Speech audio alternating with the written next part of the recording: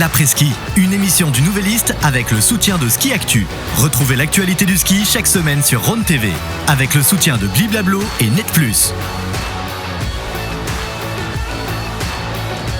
Ski Valais. Raiffeisen, sponsor de Swiss Ski depuis 2005.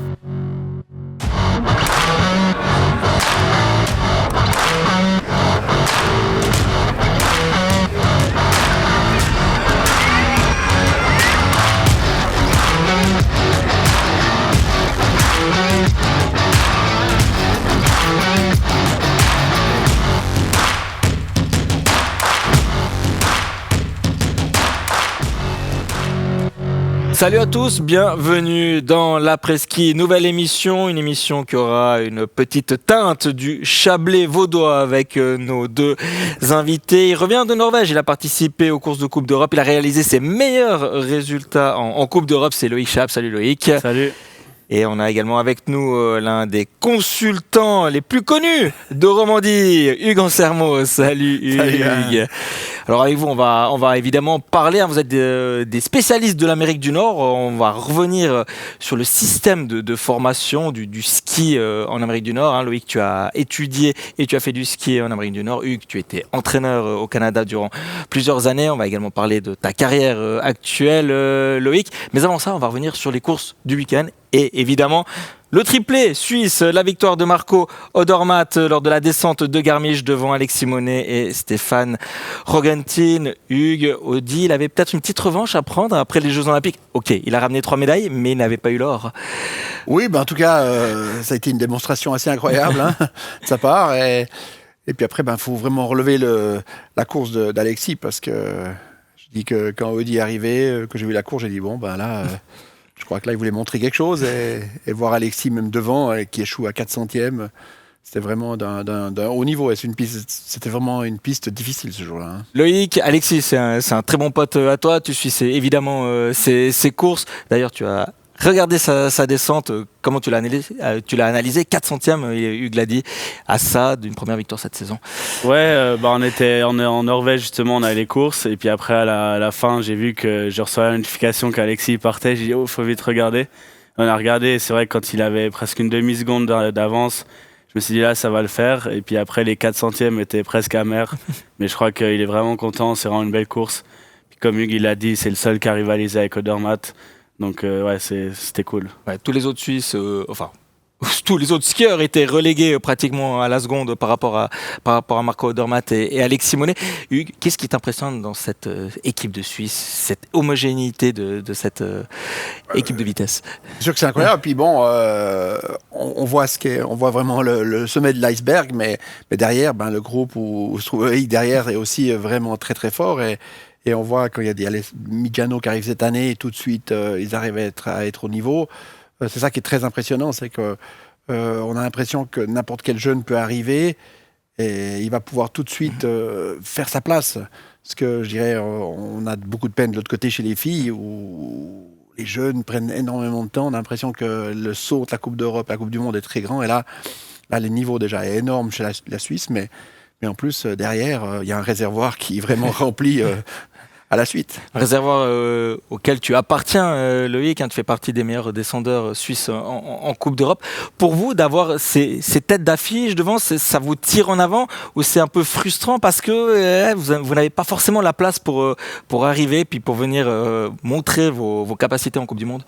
Je pense que c'est un peu des deux. C'est clair que si le niveau est autant haut, c'est que le système marche bien, qu'il y a des bons coachs, des bonnes pistes d'entraînement. Donc ça, c'est clair qu'on est conscient de la chance qu'on a par rapport à peut-être d'autres nations.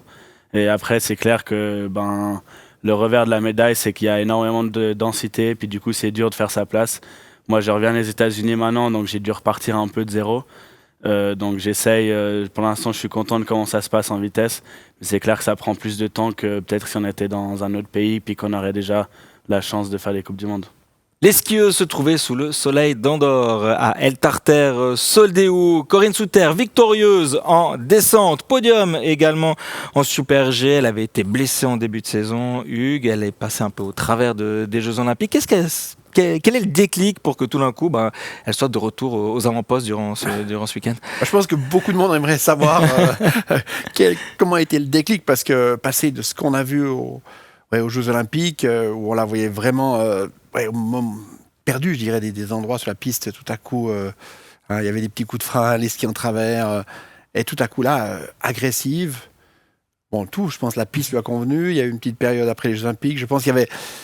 C'est vrai que les Jeux Olympiques, il y avait une pression énorme, parce qu'elle était revenue que pour ça de sa blessure, et je pense que ça a été... Elle était la tenante du titre en plus en décembre. Voilà, exactement. Et puis elle se sentait pas prête. Elle s'est blessée 2 fois sur cette piste à Cortina, même si elle était championne du monde là-dessus. Il y avait beaucoup de choses, et tout à coup elle trouve une piste qui lui a convenu, il y avait des beaux sauts, beaucoup de sauts, mais à part ça, c'est une piste où vraiment elle pouvait attaquer.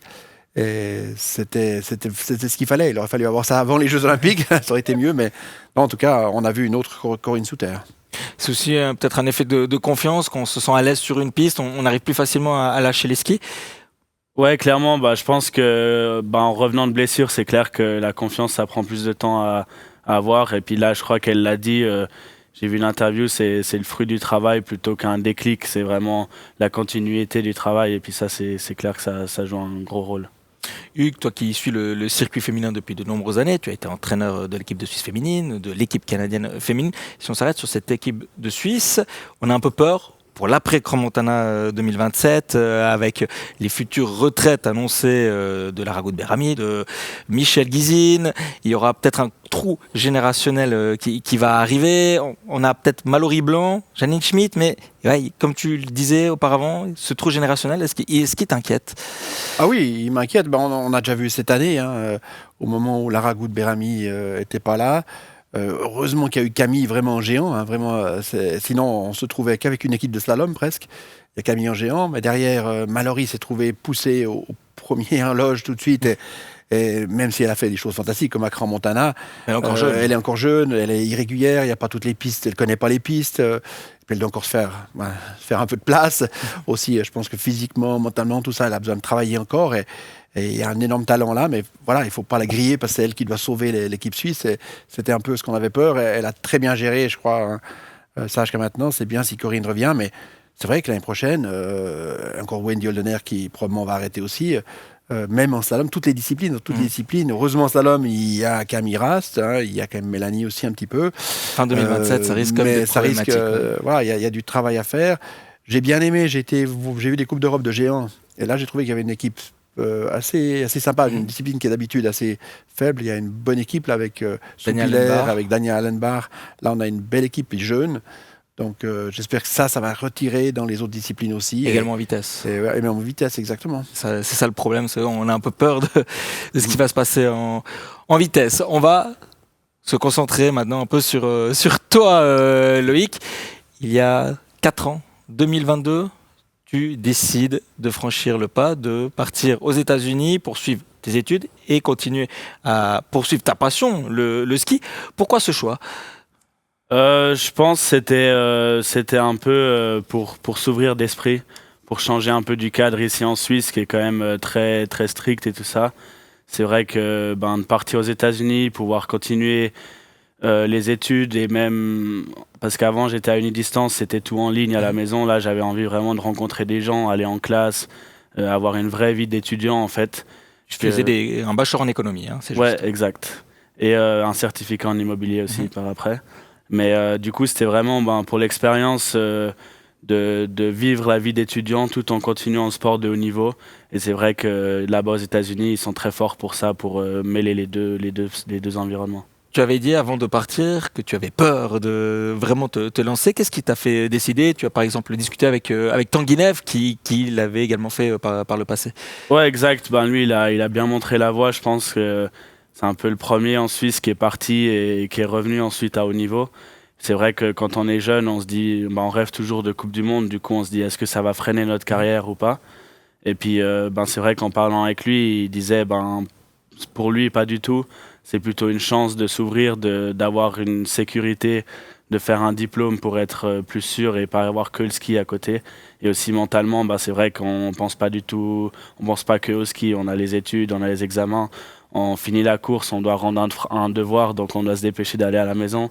Donc c'est un peu une mentalité différente et puis c'est vrai que Tanguy m'a bien aidé là-dessus. Hugues, toi tu entraînais au Canada, tu devais également gérer, je pense, des athlètes qui faisaient partie de ce système. Tu y vois un avantage dans la formation, dans la post-formation des skieurs? Oui, ben aussi, ça permet aux athlètes. Le ski coûte très cher, aussi dans le système universitaire, mais enfin, c'est vrai que certains athlètes pouvaient avoir des bourses d'études qui leur permettaient d'aller aux États-Unis. Et ça leur permettait de rester dans le système sans payer autant que s'ils étaient à l'équipe canadienne. On sait qu'à l'équipe canadienne, même les meilleurs payent des grosses sommes. Donc, c'était un système. Puis vraiment, ce qui est fantastique, c'est qu'il y a tout est là. Après, il faut vraiment bien se gérer, hein, parce que les choses sont là, la salle de musculation est là, les entraîneurs sont là, les pistes sont là. Mais après, il y a beaucoup de choses que je pense que Loïc a dû organiser lui-même. Faut aller, si on veut faire de l'entraînement en plus, des choses sur l'été pour s'entraîner, il faut trouver des solutions. Donc il y a beaucoup de choses, il faut savoir se gérer et puis être très motivé. Mais par contre, c'est vrai que c'est un super système. Surtout que tu étais livré à toi-même, tu ne faisais plus partie des cadres de Swisski, c'est ça aussi qui t'avait peut-être motivé à partir aux États-Unis. Comment tu te gérais justement? C'était quoi un peu tes journées types? Quand on est à l'école, en général, on bloque le matin pour les entraînements. L'hiver, on skie le matin. Et puis ensuite, on essaie de prendre les cours que l'après-midi. Du coup, on va s'entraîner sur les skis. Ensuite, on revient et on va en cours l'après-midi. Et puis, tout ce qui est automne et printemps, ça, c'est un peu plus libre, les horaires de classe. Mais après, on met toujours un entraînement dans la journée, si possible, avec toute l'équipe. Et puis voilà. Est-ce que c'est à la portée de toutes les bourses? Parce que tu as reçu une bourse pour aller là-bas, mais je dis, c'est très cher. Le ski, c'est encore beaucoup plus cher en Amérique du Nord qu'en Suisse. Quels sont les coûts? Comment on gère en tant qu'athlète et également peut-être en tant que coach? Je pense que sans bourse, c'est clair que j'y serais pas allé. Ça coûte super cher, même rien qu'en fait les frais scolaires. Là-bas, c'est vraiment très très cher. Après, une fois qu'on fait partie de l'équipe de ski, en général, les frais du ski sont pris par l'université. Mais la bourse, en fait, les bourses qu'on reçoit, c'est pour payer le côté académique. Et puis que c'est vrai que si on n'a pas de bourse, on paye vite 50, 60, voire 80 000 $ par année. Donc, c'était pas envisageable pour moi. Tu parlais avant, Hugues, que pour les athlètes, c'était très cher. Est-ce qu'on perd également certains bons éléments qui n'ont pas forcément les moyens de continuer le ski? Oui, en Amérique du Nord, en tout cas moi quand je travaille au Canada, il y a très très peu d'athlètes qui arrivent d'un niveau modeste. Il ne faut pas rêver. Il y a essayé à certaines stations, il y avait un temps Whistler Mountain avait vraiment fait une sorte de bourse pour essayer d'aider certaines familles. Mais sinon, ce qui coûte cher, c'est rien que les courses, les inscriptions aux courses. Une semaine de course de vitesse, par exemple, peut coûter 500 à 1000 $ d'inscription, juste entre l'inscription et les abonnements sur place. Donc, à titre de comparaison, en Suisse, c'est en Suisse, voilà, on va pas je dirais, là, je parle que l'inscription et la course, qu'on ne payera pas en Suisse. Si on fait une course en Suisse, on n'aura pas une inscription et pas d'abonnement de ski. On paiera le logement, c'est tout. Donc, il y a des différences énormes de prix, oui. Et surtout pour monsieur et madame tout le monde qui veut ou qui veulent aller skier aux États-Unis, une journée de ski, c'est presque 200 francs selon les lieux. C'est assez fou. Tu as découvert en fait un autre décor. Ouais, on a beaucoup voyagé pour le ski. J'ai fait toutes les stations en Utah, Colorado. Je suis allé en Alaska, au Canada, Lake Louise. Je suis allé au Québec. Enfin, je suis allé à la côte est, Vermont. J'ai vraiment fait beaucoup. Et c'est vrai que les prix, des fois, heureusement qu'on ne payait pas nous, parce que des journées à 200, 250 $, on y réfléchirait à deux fois. Et puis là, vu que c'était pris en charge, c'était cool, on a pu découvrir beaucoup de stations. C'est vraiment le rêve américain, lorsqu'on part aux États-Unis, suivre sa passion. Ouais, c'est vraiment, on rentre dans un autre monde, en fait. Notre petite Suisse, qui est toute chou, qui est toute petite, on arrive là-bas, on fait des 8 heures, des 10 heures de voiture 2 fois par semaine, c'est complètement différent. Et puis la grandeur du pays, la grandeur des choses, les voitures, tout, c'est vraiment c'est l'extrême là-bas. Quel souvenir toi tu gardes de tes années de coach au Canada? C'est vrai que les distances déjà, c'est vrai que on conduit toute la journée ou bien on prend l'avion juste pour aller faire des courses parce que mais moi j'ai adoré mes années là-bas. C'est vrai que c'était vraiment une expérience fantastique. J'adore ce mode de vie qu'ils ont là-bas, mais c'était frustrant, je dirais, des fois en tant qu'entraîneur justement. au point de vue de ne pas avoir les moyens, tellement ça coûtait cher, de peut-être pouvoir faire ce qu'on voulait comme entraînement, d'avoir les pistes. Aussi les pistes, ils ne vont pas garder les meilleurs, c'est compliqué d'organiser des entraînements, d'organiser des courses, on demande beaucoup aux athlètes. Et je préférais, j'essayais dès le début, quand j'ai entraîné là-bas, j'ai amené beaucoup mes athlètes en Europe pour revenir s'entraîner ici plutôt. Ça nous coûtait beaucoup moins cher, même avec le vol, que rester là-bas. C'est fou ça, ouais. quand on y pense. On parle beaucoup des coûts pour le côté négatif, mais il y a quand même des côtés positifs de ce système nord-américain. Ouais, ben après, c'est déjà aussi la grosse différence en tant qu'athlète, c'est la neige. La neige, il y a quand même un temps d'adaptation, c'est pas du tout la même. Mais après, ben, c'est clair que rien qu'au niveau de l'expérience de vie, c'est moi, en fait, avant de partir, je me suis dit ça, si j'y vais pas, je risque de regretter toute ma vie. Tandis que habiter aux États-Unis, ben, c'est un peu maintenant ou jamais, quoi. Puis du coup, c'est vrai qu'il y a beaucoup plus de positifs que de négatifs d'être parti, en tout cas pour moi.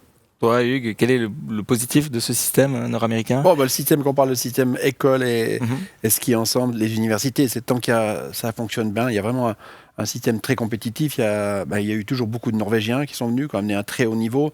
Donc le niveau quand même de ski est haut. En même temps, sur les courses universitaires. Universitaires et les NORAM, ça amène. Même les NORAM, s'il n'y a pas d'Européens qui viennent, maintenant il y a de plus en plus d'Européens, mais avant il y avait peu d'Européens. Mais ce qui était bien, c'est qu'il y avait des bons numéros de dossards, il y avait une possibilité de partir avec des bons numéros, et puis d'avoir quand même des courses de haut niveau, parce que les meilleurs devant étaient vraiment beaucoup de Norvégiens. Les Norvégiens ont utilisé ce système bien avant nous pour justement. Beaucoup sont revenus dans l'équipe Norvège par le système universitaire américain, et maintenant les Suisses, c'est depuis Tanguy qu'on a découvert ça, mais eux ils avaient déjà 10-15 ans d'avance sur nous. Ouais, ça fait des émules. D'ailleurs, tu es passé par les courses universitaires, ensuite évidemment le circuit NORAM qui est le pendant des Coupes d'Europe en Amérique du Nord. Tu l'as dit, tu as fait un bachelor en économie, après tu as fait un immobilier, tu as fait un certificat en immobilier. Pour toi, aller aux États-Unis, même en suivant tes études à côté, tu disais que c'était un peu ta dernière chance pour essayer de sauver ta carrière, parce que tu es parti, tu avais quand même déjà 22 ans, non, 21 ans. Ouais, je venais de fêter mes 22 ans. Je voyais pas ça comme la dernière chance, je voyais plutôt comme un nouveau départ. Justement de voir quelque chose de nouveau et de continuer les études. Et puis c'est vrai qu'avec la densité actuelle en Suisse, quand on est jeune, c'est dur de se faire sa place. Et du coup, je me suis dit, si je pars là-bas, je me laisse quelques années à me développer comme je veux, enfin au rythme que je veux. Et puis, si je veux aller faire des NORAM, je peux aller faire des NORAM, tandis que les Coupes d'Europe, les places étaient chères. Donc en fait, j'ai plus vu ça comme un autre moyen de réussir, mais en étant moins poussé, en ayant moins de pression de Swiss Ski, qu'il faut absolument faire des résultats et tout. Je savais que si même je faisais une saison qui était moins bien et que j'avais pas de résultats, je savais que j'allais continuer à rester dans l'équipe et refaire des NORAM, et du coup c'est vrai que ça met un peu moins de pression de temps, par exemple. Les coachs de Swiss Ski suivaient ta progression aux États-Unis ? Un peu, ouais, j'en ai eu 2-3 qui m'ont écrit de temps en temps, et puis je pense qu'ils regardaient tous les résultats. Oui, je pense que la plupart suivent quand même. Hugues, est-ce que le circuit NORAM est aussi compétitif que la Coupe d'Europe, selon toi ? Non, comme j'ai dit, il y a peut-être une grosse densité, mais les 15 ou 20 premiers de la NORAM, il y a la même chose en Coupe d'Europe sur les 60 premiers. Donc c'est là que c'est beaucoup plus difficile de faire sa place. Et c'est l'avantage. Moi, ce que j'ai aimé en Amérique du Nord, c'est qu'aussi, comme il disait, mais aussi pour l'équipe nationale, moi, j'arrivais là-bas avec énormément de liberté. On entraîne un groupe, voilà. De toute façon, dès qu'on part, on est vite tellement loin des bureaux de la fédération qu'ils ne savent pas ce qu'on fait. Donc, on avait vraiment beaucoup de liberté pour faire ce qu'on voulait, essayer de faire un plan vraiment un peu... C'est ça que j'ai beaucoup aimé, beaucoup appris aussi. Ça m'a permis, en tant qu'entraîneur, de me développer. Et puis pour les athlètes, justement, et les NORAM, on peut les utiliser et ça nous permet de progresser. Puis après, de venir en Coupe d'Europe avec déjà des numéros bien meilleurs.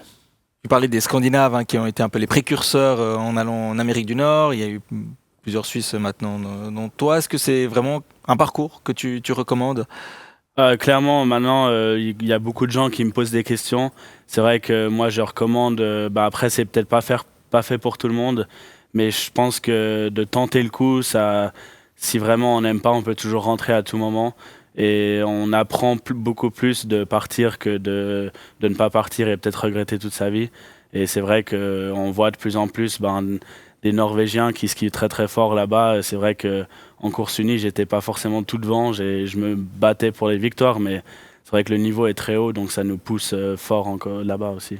Hugues, tu conseillerais aux jeunes en haut au Diableret qui dit je sais pas. Bon, il faut déjà aimer les études. Hein. On part pas comme ça juste pour. Il faut déjà avoir un but scolaire. Ça c'est important. Et puis après, oui, idéalement aller dans une des universités. Il y a différents niveaux de ski, je dirais. Il y en a qui sont vraiment spécialisés, qui vont vraiment. C'est un des grands objectifs. Ils donnent des bourses plus facilement que d'autres. On va pas dans une université au Texas, voilà. Ouais, par exemple, un Tanguy avait peut-être pas choisi l'université où il avait la plus grosse bourse. Lui, il avait aussi choisi du côté académique ce qu'il voulait faire. Hein. Il est parti à Dartmouth parce qu'il voulait vraiment étudier là-bas. Et voilà, c'était un gros risque aussi. Il a dû payer plus de sa poche que ce qu'il avait été dans une autre. Mais on a vu les résultats, ça a très bien marché. Donc voilà, il faut avoir un but scolaire. Et puis après, alors il faut vraiment être prêt à devoir se gérer soi-même et profiter de tout. Hein. J'en connais plein qui sont partis là-bas, puis quand tout à coup, la vie américaine, ils ont pris le bon côté de la vie américaine, mais le côté sportif, ils ont vite laissé tomber. Lui, quand tu es rentré, tu as dit que c'était les 3 meilleures années de ta vie.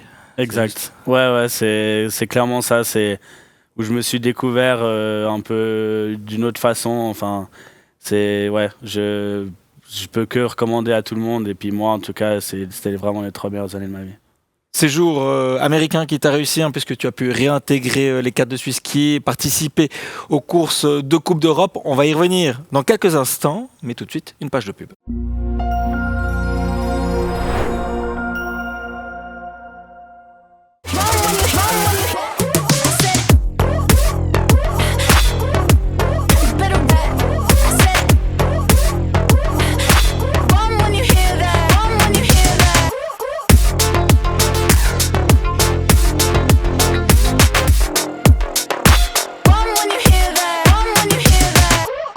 Ce qui nous différencie, c'est l'engagement en faveur du ski suisse. Pour nous, les pros, mais aussi pour les tout petits.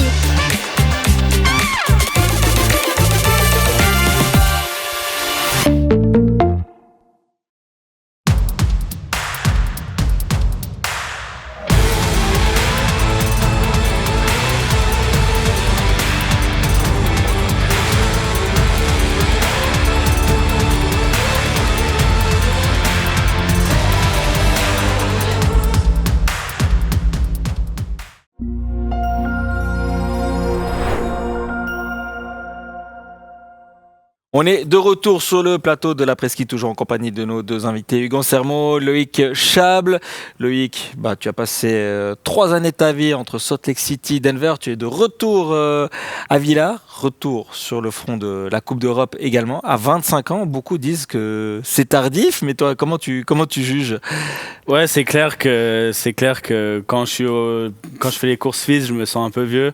Après, en Coupe d'Europe, ça va, mais... c'est clair qu'aux yeux des gens, 25 ans, on est déjà censé être en Coupe du Monde. Après, moi, je le vois pas comme ça. J'ai fait un diplôme, j'ai fait un bachelor, j'ai vécu 3 ans aux États-Unis. Du coup, c'est clair que ça pousse un peu tout plus loin. Donc, moi, je me sens pas vieux et j'ai encore l'impression de progresser. Donc ça me va. En même temps, tu as le temps, tu nous le disais hors plateau, que tu t'entraînes avec Sarah Schlepper, l'américano-mexicaine qui a passé 50 ans, qui est toujours aux Jeux Olympiques. Donc ça va. Ouais, c'est cool. Je m'entends super bien avec. Elle a organisé des camps pour les jeunes et du coup, je l'ai aidé à coacher pour pouvoir m'entraîner aussi moi. Et puis c'est vrai que je l'ai beaucoup suivi, je lui ai écrit des messages là, c'est un spécimen. Elle est un peu dans son monde, mais elle est vraiment adorable. Et puis c'est clair que 50 ans, elle skie encore les JO, c'est incroyable. Avec son fils, donc ils étaient mère et fils aux Jeux Olympiques à Cortina cette année. Toi, tu l'avais coaché Non, tu l'avais pas coaché. Elle était américaine, mais elle était sur cette. Quand j'entraînais les Canadiennes, elle courait pour les États-Unis. Et voilà, donc on a couru contre elle, mais on a été sur le circuit nord-américain et les Coupes du Monde ensemble. Ouais. Hugues, tu juges qu'il y a peut-être une différence de philosophie désormais à Swiss Ski. On laisse peut-être éclore ces jeunes talents comme Loïc plus tardivement, alors qu'avant on avait peut-être tendance à dire si t'es pas performant à 18, 20 ans, on t'écarte. Oui, c'est clair que ça a beaucoup changé. C'est une raison pour laquelle la Suisse a autant de succès maintenant. On voit des gens qui ont une 2e, 3e chance qu'on n'avait pas avant. C'est aussi une question financière. Moi, je me rappelle des sélections de Swisski où on disait, voilà, on a de l'argent pour tant de coureurs. Déjà, il faut biffer tous ceux qui ont été blessés, on n'a plus de place pour eux parce qu'on n'a pas d'argent l'année prochaine. C'était ça il y a 20 ans en arrière. Maintenant, Swisski, grâce au travail qui a été fait, je dirais, a assez d'argent pour pouvoir justement garder le monde dans son système et permettre aux gens de prendre leur temps qu'il faut si on y croit. Il y en a qui éclorent plus tard que d'autres. L'exemple parfait, je pense, c'est Thomas Tumler qui a dû attendre passer 30 ans vraiment pour s'installer parmi les meilleurs géantistes. Oui, non, exactement. Hein, et on a eu d'autres qui sont venus très tard. Daniel Settet qui était entré à Swisski à quel âge? À 28 ans, 29 ans, la première fois qu'il est entré à Swisski. Bon, il se bat toujours maintenant, des fois, retourne en Oram ou quelque part, mais c'est vrai que de savoir que si on a les résultats, c'est égal quel âge on aura sa chance. Loïc, tu étais comme ta sœur, tu étais slalomeur à la base, et petit à petit, tu es devenu un spécialiste de vitesse, un peu par la force des choses. Cela t'étonne? Ouais, c'est clair que j'ai toujours aimé le slalom, même encore maintenant. J'ai dit à mes coachs, ils m'ont demandé si je voulais faire au championnat suisse le slalom. J'ai dit bien sûr, ça me manque. Mais c'est clair que après la carrière, elle va aussi souvent, on a les résultats. Et puis aux États-Unis, on est obligé de faire slalom et géant. Les courses universitaires, c'est que ça. Du coup, jusqu'à ce printemps, j'ai fait que ça, très peu de vitesse. Et puis ensuite, quand je suis rentré, j'ai fait quelques courses l'année passée en vitesse, ça s'est bien passé. C'est grâce à ça que je suis rentré à Swisski. Et puis du coup, maintenant, je me suis tourné plus vers le géant et vitesse. Et puis c'est vrai que j'ai un peu des problèmes de genoux qui me péjorent plus en géant qu'en vitesse. Donc c'est où je m'exprime le mieux actuellement, c'est la vitesse. Tu vas te prédestiner à vraiment te concentrer sur les disciplines de vitesse lors des prochaines années, quitte à laisser la technique de côté? Ouais, alors le slalom, c'est sûr que non. Après le géant, même si on fait de la vitesse, l'entraînement, ça reste beaucoup de géant. Parce que c'est la base, on est obligé de skier bien en géant.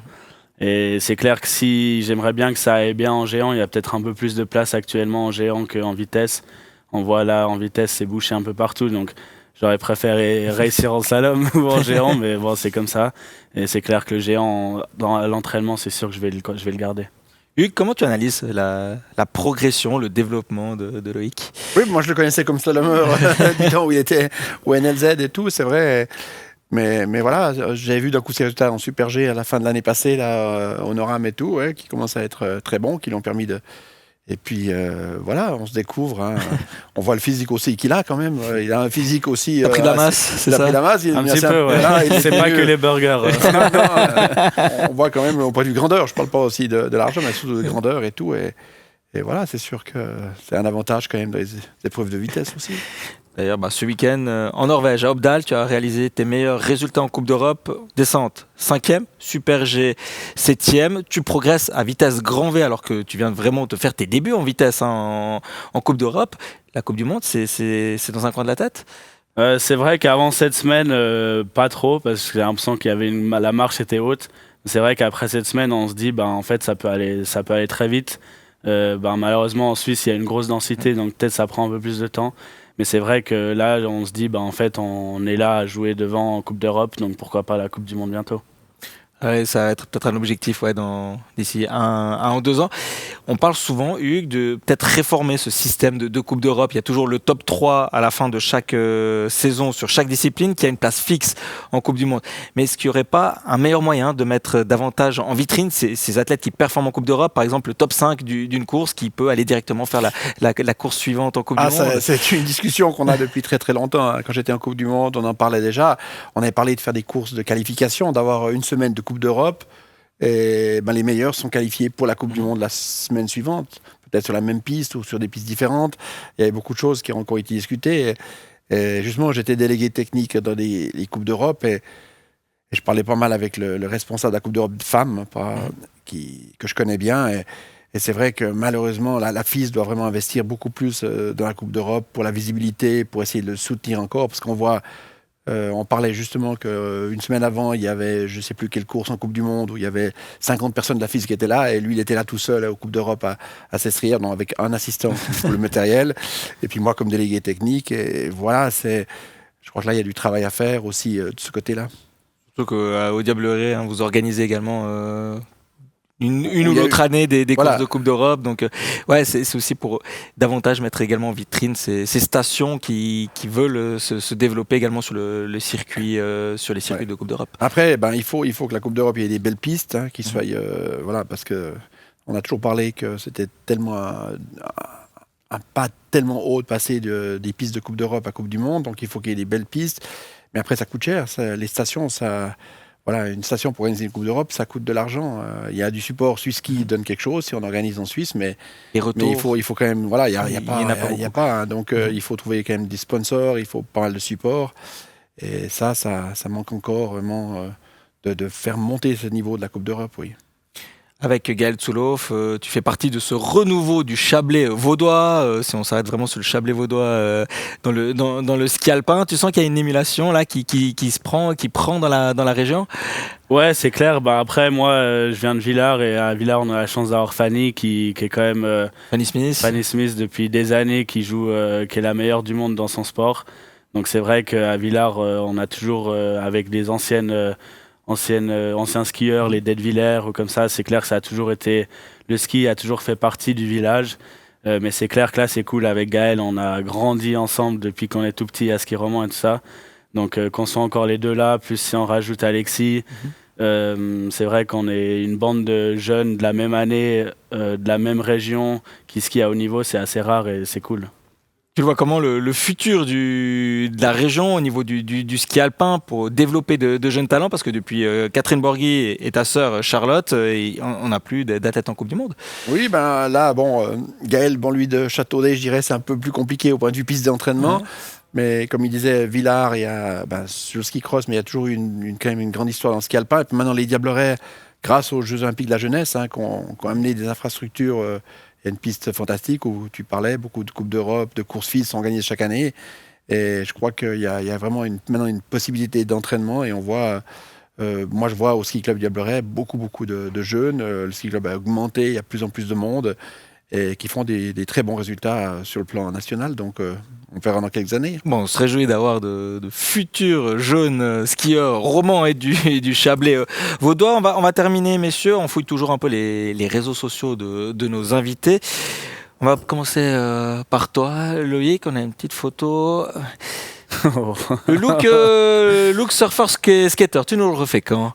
Je crois que c'était pour le passé là. J'ai plus trop envie d'avoir ça, mais bon, faut expérimenter quand on est jeune. T'es un fan de surf, c'est juste, tu fais beaucoup de surf?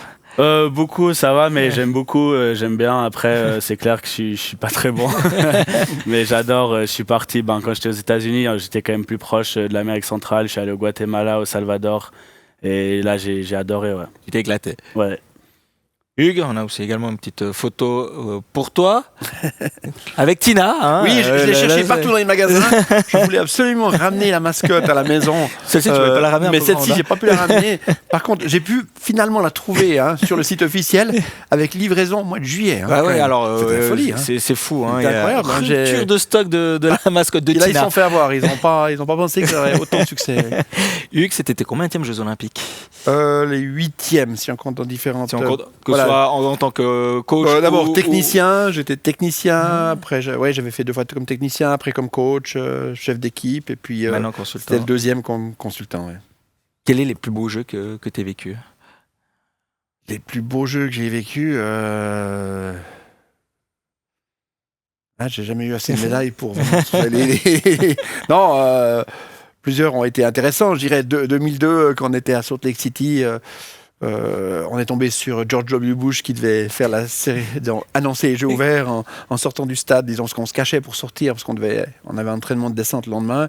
On passe par un petit couloir, on tombe sur lui, c'était assez incroyable, alors que c'était juste après le 11 septembre, il y avait des trucs, il était protégé comme pas possible, et on tombe sur lui dans un petit couloir, comme ça, à discuter avec lui, c'était...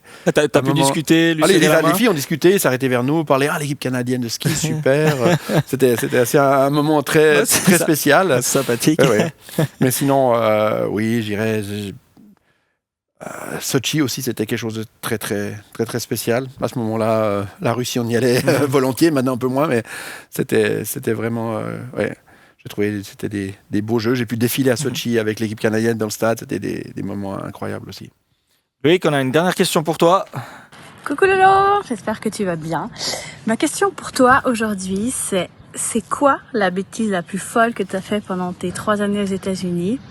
J'aimerais bien savoir ça. En attendant, moi je vais courir un petit peu et je t'attends ce soir à la maison pour le souper. Ciao ciao. Petit message de ta sœur, Charlotte. Ouais.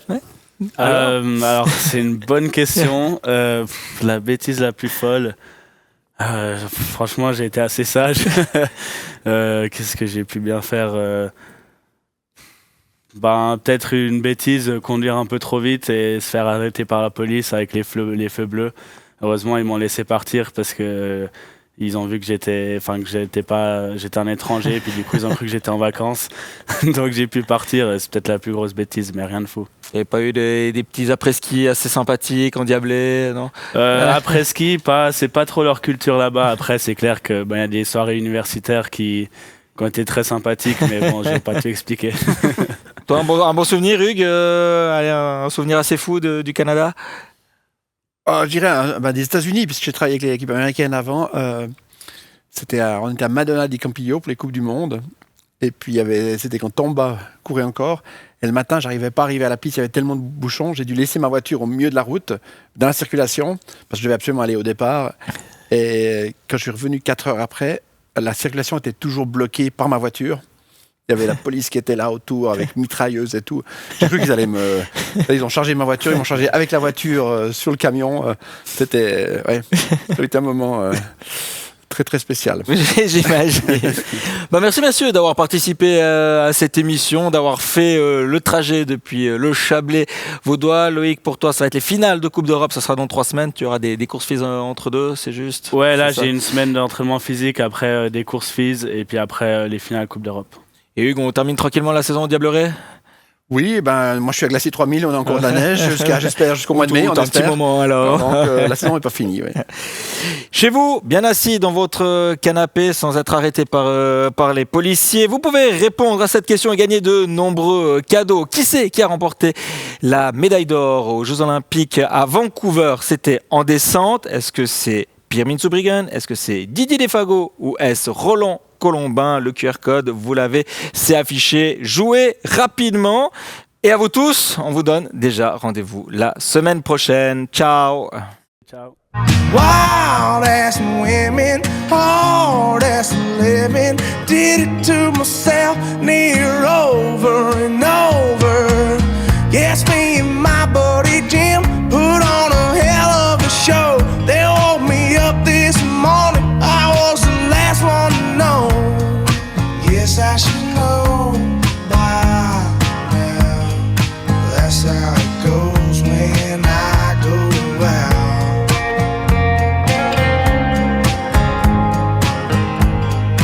That's how it goes when I go out. L'après-ski, une émission du Nouvelliste avec le soutien de Ski Actu. Retrouvez l'actualité du ski chaque semaine sur Rhône TV avec le soutien de Bliblablo et Net Plus. Ski Valley. Raiffeisen, sponsor de Swiss Ski depuis 2005.